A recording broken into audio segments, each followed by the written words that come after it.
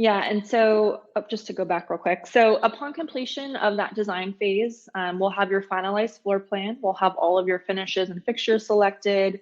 So we'll have a fixed cost for manufacturing.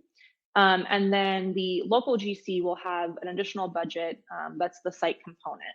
So upon completion of that design contract, you'll have your sort of finalized budget in place, which will lead to the second phase, which is really the agreement to build the home. So that's when we move forward with manufacturing.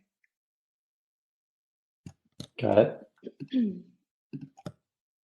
But the fun part, so that's really picking all of your finishes, all of your fixtures. We really aim to provide a really seamless process here. We have what we call our standard lookbook. And so the lookbook has sort of pre-selected palettes that are arranged from colors, materials, etc.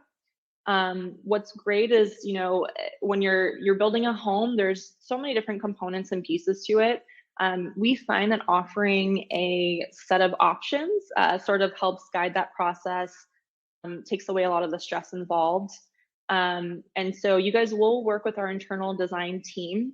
They have expertise ranging from not only just design and architecture, but also interior design. So they really provide a consultative process there.